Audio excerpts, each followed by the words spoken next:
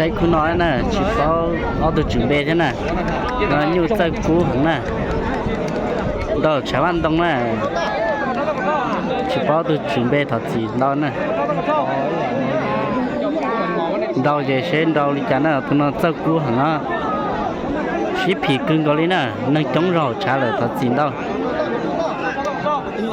chọn năng nó về chả lúc trả này nâng thế thôi chống sắp phải nhau trả nó liền. Số khu đi lộ, gọi là khu thị mà thế chỉ cho mình nữa sẽ gọi là cho tất cả là chỉ nâng chung chung nữa. Đã chết ta chọn.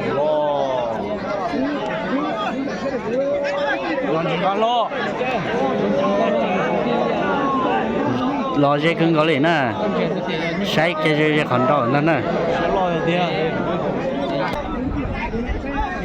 Bác còn đó cái đó nè, nâng chung đi ha.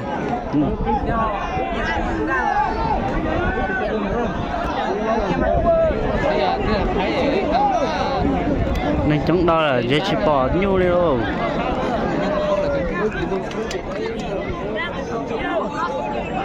Rau kiền đó nè, vô luôn rau nè. Rau kiền đó, dễ phần rau kiền đó. Xí dây cưng Cali nè.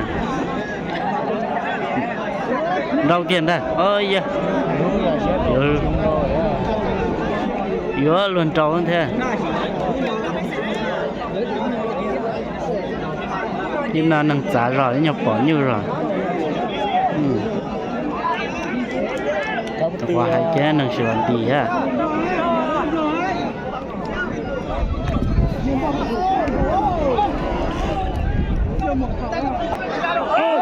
Rau kiền đó nè. Rau kiền nè. Sai từ từ.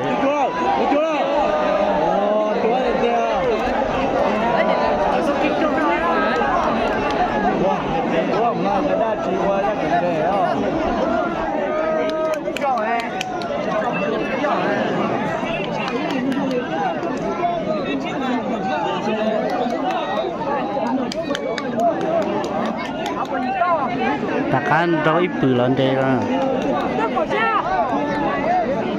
Chỉ đó mua từ từ đó từ từ sáng mình nha, chỉ cho mình chỉ có thế này, chỉ đó bỏ lúa hay à.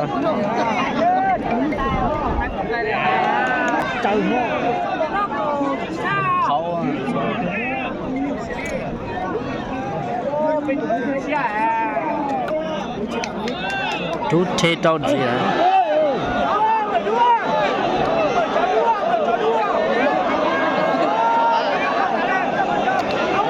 Yo mua xí cho sắp lại đấy, xí cho sắp lại đấy.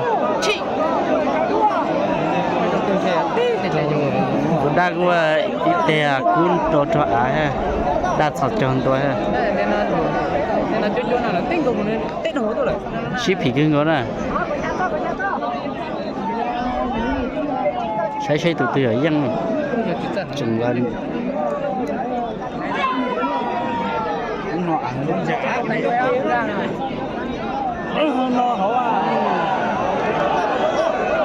Chỉ cho sắp lỡ.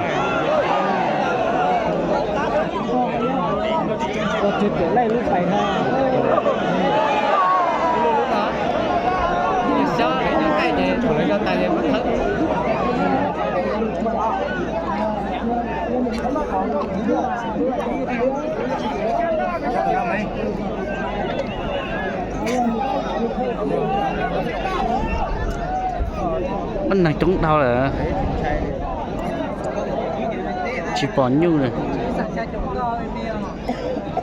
chỉ bỏ khóa hay rồi mình trúng mà lẹt khăn kia hả?